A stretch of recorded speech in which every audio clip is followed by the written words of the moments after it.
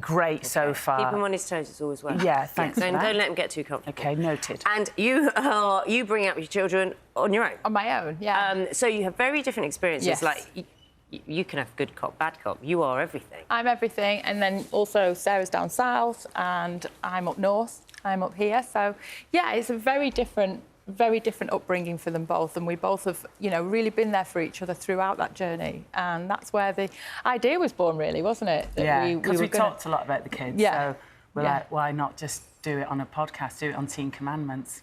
You are led by the people who get in touch to a large degree, aren't you? Because people get in touch with something that's happened. Yeah. And they're either, it can be funny, they can be serious, they can be worrying, they can be all sorts of things.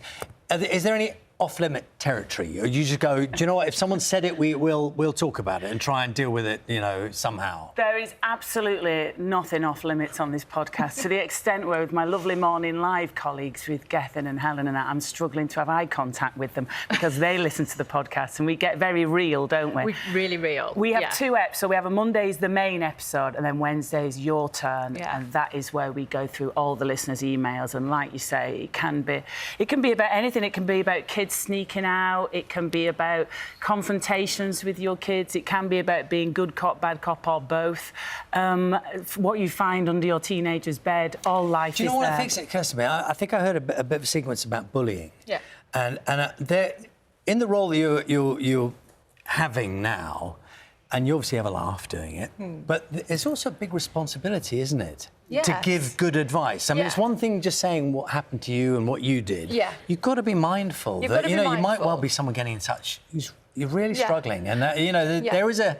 I'm not trying to bring the mood down, but, you know, that's a serious element to it, isn't it? It's serious, and we're not experts, and we do, you know, we make that clear, but we, you know, we have experience, and we do give our opinion, and there's a lot of emotion in that. We can have a laugh, but there's also tears sometimes, and we do sort of try and help each other navigate our way through those conversations. Yeah, we make it clear we are not a parenting... We are not an advice parenting pod. There's lots of them out there.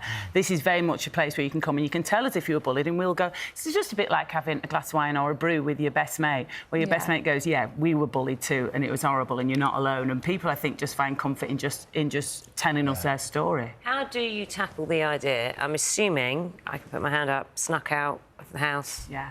Various times. I mean, weren't you off to Blackpool or something? I used to go raving in Blackpool. I used to get into like a Ford Fiesta with some random boys. Where were you off to, Naga? Where were you sneaking well, off to? I'll tell you that off air. But we've all snuck up, and you did as well. Oh, yeah. Oh, yeah. It was a night. I was saying to my mum, I mean, I was going off, some random boys in a Scooby-Doo XR2 going off to Blackpool. Horrific. Dangerous situation. Dangerous. Irresponsible. Very. You think you're untouchable and invincible. Yes. Okay? 100%. So, but you're alive. And you're fine. Yes. And your children turn around to you and go, you're alive and you're fine, why can't I do it? Yeah, well, this is the thing. It's like you actually think that your kids are not doing it, and you like to sort of stay safe in that moment. And then there's those moments. I had one recently where I drove past a patch of grass and my daughter said, oh, when we used to sneak out, we used to sit there.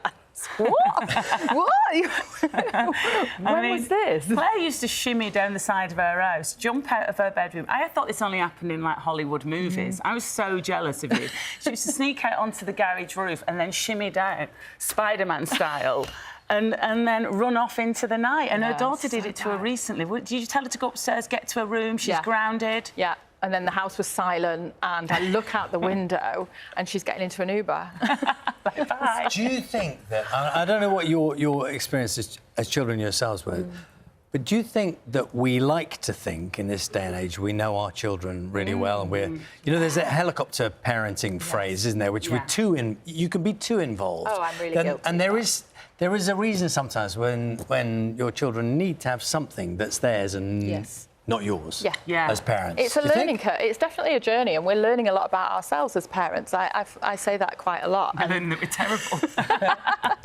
And that's what we do on the pod. We admit to the mistakes that we're making as well, which is really, really interesting. Do you call each other up to say, I've really messed up this time? Yeah, we talk. Yeah, we talk about it all on that. I mean, I was a bit. My mum worked a lot when I was little. So I'd get home, like when I was a teen from school, and there'd be a few Post-it notes dotted around asking me to do the dishes or whatever, which obviously I never did because I was lazy and a teenager. But, you know, and I think I've done that with my parenting a little bit, where I'm a bit like, oh, they're fine, let them get on with it. I don't need to hover over them. You followed your daughter when she was on holiday, though, which was fair enough. You were tracking her, weren't you, through... Literally, as in her movements all the time? On a tracking app, yeah. Okay, would by notify agreement? me. Yes, by agreement. Yes. That was so that I didn't ring her all the time. Yeah. So that was the deal. And then she went off into a rainforest and was on a zip wire, and I thought that she'd been kidnapped at the time. She's following. She whizzes through the jungle. She's like, who's got her?